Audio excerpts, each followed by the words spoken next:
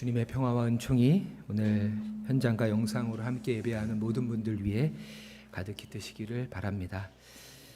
네, 아침에 비가 많이 왔는데 교회에 오시는 걸음 고생 많으셨습니다.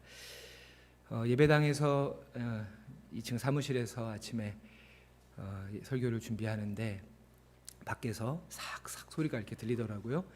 낙엽을 이렇게 쓰는 건물 앞에 있는 그 사람들의 소리였습니다.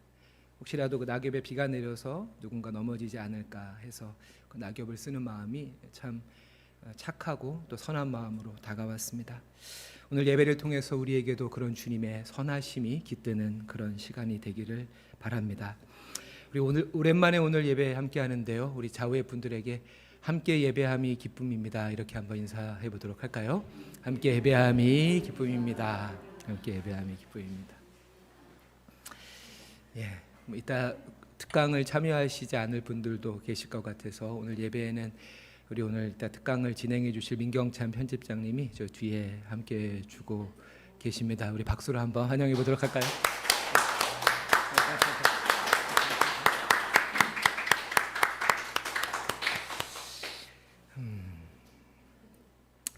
오늘은 선교하는 주제, 선교하는 교회, 선교하는 주제가 아니고 선교하는 교회라는 주제로 진행되는 말씀 사경의 3주차 주일입니다.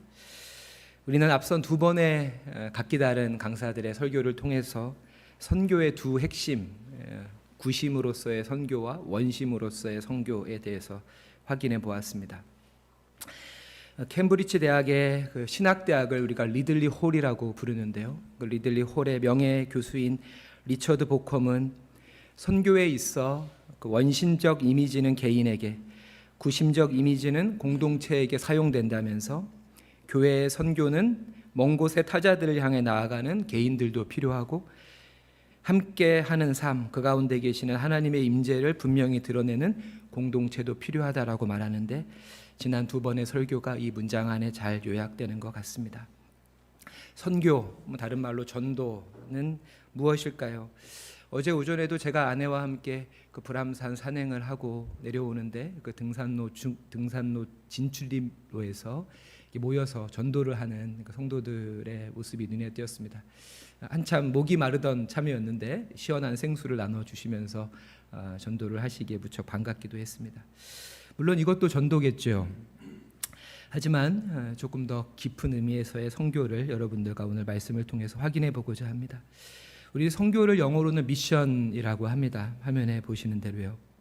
그리고 이 단어는 미테레라고 하는 라틴어에서 유래했는데 이 미테레의 뜻은 보내다, 파견하다는 뜻이기도 합니다. 또 선교를 우리가 한문으로 보면 베풀다, 공포하다, 펴다는 뜻의 선과 가르쳐서 익히게 하다라고 하는 교가 만난 단어로서 주님의 도를 선포하고 그것을 사람들에게 가르치고 훈련시키도록 누군가를 세상으로 보내는 일을 뜻합니다.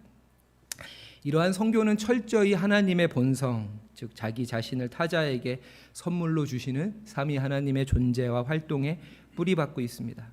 오늘 본문 21절에 아버지께서 나를 보내신 것 같이 나도 너희를 보내노라 라는 말씀과 같이 하나님께서 이 세상을 사랑하셔서 성자 예수를 보내셨고 이제 성부, 성자, 성령 삼위 하나님은 교회와 그리스도인을 세상으로 파송하십니다. 그렇다면 선교와 교회는 어떠한 관계에 있을까요? 선교와 교회를 불가분의 관계 그 이상이라고 부릅니다. 선교가 있었기에 교회가 존재하는 것이기 때문이죠. 이처럼 선교가 교회보다 우선하며 교회는 선교의 열매이자 동시에 선교의 도구입니다. 선교는 교회를 낳고 교회의 교회됨이 새로운 선교를 추동합니다. 앞서 언급한 리처드 보컴은 세상에서 행해지는 교회의 선교가 성경 말씀의 실천이며 바로 그러한 실천 안에서 성경은 끊임없이 해석된다고 말하는데요. 이를 달리 보면 교회가 하나님 말씀을 세상 속에서 실천하는 것이 바로 교회의 선교이며 그러한 교회의 선교가 성서를 새롭게 해석한다는 말이기도 합니다. 바로 이러한 관점에서 오늘 요한복음 20장 본문을 함께 접하면서 그 가운데서 교회의 선교적 실천이 어떠해야 하며 또 동시에 성서적 해석이 무엇인지에 대한 동시적 결론에 이르기를 원합니다. 오늘 함께 읽은 요한복음 20장 19절 이하의 본문은 부활하신 예수님께서 처음으로 제자들을 만나는 그런 상황을 기록하고 있는데요. 19절을 제가 다시 한번 읽도록 하겠습니다. 이날 곧 안식 후 첫날 저녁에 제자들이 유대인들을 두려워하여 모인 곳들의 문들을 닫았더니 예수께서 오사 가운데 서서 이르시되 너희에게 평강이 있을지어다. 아멘. 그날은 주님께서 부활하신 후 안식 후 첫날의 밤이었고 주님의 부활을 알리 없는 제자들은 스승의 비극적인 운명이 곧 자신들에게도 닥칠 것이라는 두려움과 함께 주님을 배신한 그 죄책감에 사로잡혀 모인 곳들의 문들을 꽁꽁 걸어 잠근 채 숨죽여 있습니다. 그런 그들에게 주님께서 친히 찾아오셔서 두 가지 선물, 즉 평화와 사명을 주시는데 이는 십자가와 부활로서 구속의 사역을 완수하신 예수님의 공식적인 첫 번째 선교로서 교회와 성도들에게 선교의 원형, 선교의 모범을 제시하는 것이라 생각합니다. 먼저 주님은 너희에게 평강이 있을지어다 라는 짧은 인사를 두 번이나 반복해서 건네고 계십니다. 이는 지극히 평범한 히브리식 인사말입니다. 이처럼 부활하신 주님은 제자들에게 나타나셔서 특별하고 충격적인 말씀을 전하신 것이 아니라 이전과 마찬가지로 친근한 모습으로 평범한 인사를 건네십니다. 이처럼 선교란 지극히 일상적이고 인간적인 일입니다. 이번 사경회의 주교제인 제자가 된다는 것에서 로안 윌리엄스는 그리스도인의 거룩함이란 세상 속에 참여하는 일과 상충되는 것이 아니라고 말합니다. 오히려 가장 거룩하신 예수께서 가장 깊이 세상 속에 참여하시고 인간의 경험 가장 깊은 곳으로 들어가신 분이기에 이처럼 거룩한 사람은 어떻게든 그가 만나는 이웃의 세상을 넓혀주고 그 이웃이 자기 자신을 좀 더 알게 해주며 그를 일으켜 세워주고 지지해주는 사람이라고 정의하고 있습니다. 저는 로안이 말하는 이 거룩을 선교로 바꿔서 우리가 받아들여도 무방하다고 생각이 됩니다. 나치 정권에 반대한 것 때문에 투옥된 본 회퍼는 1944년 감옥에서 다음과 같은 편지를 씁니다. 그리스도인이 된다는 것은 특별한 방식으로 종교적이 되고 어떤 특별한 형태의 금욕주의를 개발한다는 것을 의미하지 않는다. 그것은 인간이 된다는 것을 의미한다. 한 사람을 그리스도인으로 만드는 것은 어떤 종교적 행위가 아니라 세상의 삶 속에서 하나님의 고통에 참여하는 것이다. 선교는 떠들썩한 말의 향연이나 행사, 집회가 아니라 세상 속에서 하나님의 고통에 참여하며 우는 자와 함께 우는 공감과 행동입니다. 이어지는 21절입니다. 예수께서 또 이르시되 너희에게 평강이 있을지어다. 아버지께서 나를 보내신 것 같이 나도 너희를 보내노라. 아멘. 위 말씀에서 주님은 다시 한번 평화의 인사와 함께 제자들에게 나도 너희를 보내노라 하면서 사명을 부여하십니다. 이는 선교의 중요한 개념을 제시하는 말씀으로서 선교의 주도권은 오직 하나님에게만 있다는 것입니다. 우리는 이를 전문용어로 미시오 데이, 하나님의 선교라 부릅니다. 교회가 선교를 하는 것이 아니라 하나님의 선교에 교회가 동참하는 것입니다. 선교의 성공의 주교로 인도 타밀나두주의 선교사이자 저명한 선교학자기도 한 스티븐 닐은 하나님의 선교를 단수로 또 이에 대한 교회의 다양한 참여적 활동들을 복수로 칭하면서 선교들의 시대는 끝이 나고 있다. 이제 선교의 시대가 시작되었다고 말하고 있습니다. 이러한 하나님의 선교, 이 개념이 중요한 것은 우리에게 선교의 열매를 자기 공로나 의로 인식하는 자만심을 물리쳐 줄 뿐 아니라 동시에 그 결과에 일희일비하지 않고 주어진 사명을 인내로 감당케 하며 무엇보다 어떠한 상황에서도 선교의 위대한 미래와 결론을 낙관할 수 있게 해주는 강력한 근거가 되기 때문입니다. 또한 하나님의 선교는 모든 지역, 모든 세대, 또한 이 사회의 모든 영역을 아우릅니다. 단지 개종이나 회심, 그를 통한 교회의 설립이나 교세의 신장만을 목적으로 하지 않고 온 세상 속에서 하나님의 창조와 돌보심, 또 구속과 완성까지를 포괄합니다. 물론 우리는 지상적인 진보와 하나님 나라의 점진적인 실현을 구별해야 하지만 그러한 진보 중에서도 인간 사회의 더 좋은 질서에 기여하는 것들은 하나님 나라와 필수적으로 관계하는 것이기에 교회와 그리스도인은 나 자신과 개교회의 문제에만 몰두하지 않고 인권과 경제적 불평등, 기후위기와 전쟁 등 사회와 세계의 문제 이면을 깊이 들여다보며 이를 위해 기도하고 행동하는 것 역시 명백한 선교 활동입니다. 그런 의미에서 우리 교회가 작지만 꾸준히 내딛고 있는 녹색교회로서의 걸음들과 노숙인을 섬기는 사역, 그리고 부족하지만 이웃의 아픔에 함께하려는 작은 행동들은 그 자체로 하나님의 선교에 참여하는 일이 됩니다. 이처럼 교회의 선교에서 하나님의 선교로의 이 지평의 확장은 선교에 대한 전혀 새로운 이해를 가져오며 무엇보다 그 선교의 근거와 원천에 대해서 새로운 통찰을 가져다 준다고 생각합니다. 22절의 말씀인데요. 우리 같이 한번 읽어볼까요? 시작. 이 말씀을 하시고 그들을 향하여 숨을 내쉬며 이르시되 성령을 받으라. 아멘. 앞서 살펴본 대로 모든 선교는 결국 하나님의 선교로 귀결되기에 이는 하나님의 영이신 성령만을 근거로 하는 행위여야 합니다. 그러하기에 주님은 제자들에게 사명을 부여하신 뒤에 곧이어 성령을 받으라 고 강력하게 말씀하시는 것입니다. 이처럼 하나님의 선교는 영성적 삶에 기초해야 합니다. 그렇다면 영성이란 무엇일까요? 저는 이 부분에서 우리 주교제인 제자가 된다는 것의 마지막 6장 성령 안의 삶, 이 부분의 내용을 여러분들과 짧게 나누려고 합니다. 사실 이 책을 추천하신 분이 민경찬 편집장이셔가지고 앞에서 이런 말씀을 드리는 게 조금 부끄럽긴 하지만 이미 이 책을 끝까지 다 읽으신 분들도 계시겠지만 읽으신 분들은 내용을 반추하면서 들어주시기 바랍니다. 로아는 영성을 성령 안에서의 삶이다 라고 한마디로 정의하면서 갈라디아서 5장 22절과 23절에 열거된 9가지 성령의 열매들처럼 인간성, 즉 인격과 성품과 관련된 것들이라고 영성을 말합니다.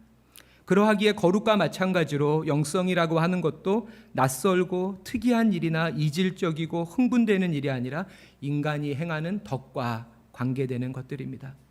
여기서 로아는 이러한 영성을 유지하고 증진시키기 위한 방법으로 4가지를 우리들에게 제시하는데 자기 이해, 평정, 성장, 마지막으로 기쁨입니다. 저는 이 중에서 뒤에 3가지 평정, 성장, 기쁨에 대해서 잠시 말씀드리려고 합니다. 먼저 평정이라 함은 하나님의 말씀을 들을 수 있는 마음의 상태로 특별히 로아는 마음의 평정뿐 아니라 몸의 평정이 중요하다고 말하면서 16세기의 제네바의 주교였던 성인 프란치스코 살레시오의 이야기를 전해줍니다. 한 부인이 살레시오에게 찾아와서 영적인 가르침을 주십시오라고 요청을 했고 그는 그 부인에게 영적인 가르침을 베푸는 대신에 부인, 좀 더 천천히 걷고 느리게 말하고 찬찬히 먹을 수 있게 되면 제가 그때 당신에게 영적 지도를 시작하겠습니다 라고 말했다고 합니다. 성령과 함께하는 삶에 있어서 몸의 평정이라고 하는 것이 중요함을 말하는 것이지요. 또한 성령 안에서의 삶은 성장에 대한 기대감에서 유지되고 강화됩니다. 성령 안에서 자라나고 성숙하기를, 저도 우리 아이들한테 자라나기를 끊임없이 이야기하거든요. 정작 저 자신은 자라지 않고 정체되어 있을 때가 많이 있습니다. 우리에게 자라남, 성숙하려는 마음이 있는지를 헤아려 보아야 합니다. 빌립보서 3장 13절 이하의 본문에서 바울은 형제 자매 여러분, 뒤에 있는 것은 잊어버리고 앞에 있는 것을 향하여 몸을 내밀면서 그리스도 예수 안에서 하나님께서 위로부터 부르신 그 부르심의 상을 받으려고 목표점을 바라보고 달려가십시오 라고 말씀하시는 것처럼 전의 나보다 나은 오늘의 내가 되는 것, 그것이 우리로 하여금 성령과 동행하는 삶을 가능케 한다는 거죠. 새로운 삶을 향해 부드럽고 때로는 거칠게 성령께서 이끌리게 나를 이끄신다는 그 기대감을 가지고 제자로서의 삶을 살아가야 합니다. 마지막은 기쁨입니다. 로마 카톨릭에서는 위대한 신앙인들을 성인들로 추대하고 그렇게 후대의 신자들로 하여금 그의 삶과 신앙을 본받도록 하는데 누군가를 성인으로 선정하는 그 기준 중에 하나가 그가 주위에 기쁨을 낳았는가, 그가 주위에 기쁨을 낳았는가라고 합니다. 영국 IBF 총무였던 더글러스 존스는 기독교 문화가 교회사 곳곳에서 실패한 이유는 기쁨의 결여 때문이다 라고 말하는 것도 같은 맥락이라고 생각이 됩니다. 이처럼 신앙의 가장 중요한 정서는 두려움이 아니라 기쁨이어야 하고 그 기쁨이 영성과 비례한다는 것이죠. 물론 영성이 우리에게 기쁨을 가져다 주기도 하지만 기쁨의 삶이야말로 우리에게 성령과 동행할 수 있는 마음의 상태를 유지해 주는 거죠. 물론 성경이 말하는 기쁨은 순간적 희열이나 상대적 우월감에서 비롯되는 그런 감정은 아닙니다. 되레 성경이 말하는 기쁨이란 우리가 어떤 존재와 연결되었을 때의 감정으로 이는 무엇보다 하나님과의 일치에서 비롯되며 그리스도인들의 코이노니아를 통해서 이웃과 세상 속으로 번져가는 것입니다.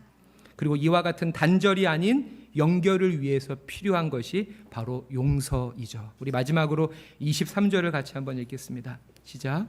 너희가 누구의 죄든지 사하면 사하여 줄 것이요 누구의 죄든지 그대로 두면 그대로 있으리라 하시니라. 아멘. 내가 너희를 보낸다. 성령을 받으라 라는 말씀에 덧붙여서 주님은 제자들에게 용서의 가르침을 베풀어 주십니다. 이는 성교가 무엇이며 어떠할 때 성교가 가능한지를 분명히 말씀하시는 것으로 우리는 용서를 통해서만 생명과 진리이신 주님과 연결되고 주님과 일치를 이룰 수 있습니다. 하나님께서 용서를 통해서 우리에게 보여주시는 것은 당신의 권능이 아니라 사랑 안에서의 무력함이기에 그리스도께 깊이 뿌리내린 제자들은 그런 무력함을 서로 나누며 용서로 가득한 성령의 공동체를 이루어가게 되고 그러한 공동체는 생명과 평화를 추수하는 하나님의 선교에 참여할 수 있게 됩니다. 말씀을 마무리하겠습니다. 자만의 말이 아니기를 바라면서 저는 우리 새사랑교회가 하나님의 선교에 부족하지만 꾸준히 참여해 오고 있다고 생각을 합니다. 저는 우리의 이 걸음이 올해가 22주년이거든요. 30주년, 또 50주년, 또 후대까지 계속 이어지기를 바랍니다. 이를 위해서 우리 모두가 영성적 삶의 그 깊이와 넓이를 더해야 합니다. 평정과 그리고 성장과 성숙에 대한 기대감 그리고 기쁨으로 우리를 그리스도의 형상으로 다채롭게 빚어가시는 새 창조의 영이신 그 성령을 구합시다. 그렇게 새사랑교회가 과거의 영광이나 또는 현실의 실용성에 자신을 가두지 않고 다가오는 하나님의 미래를 향해서 자신을 믿음과 소망 그리고 사랑 안에서 개방하며 이 하나님의 선교를 감당해가는 그런 교회가 되길 주님의 이름으로 부탁드립니다.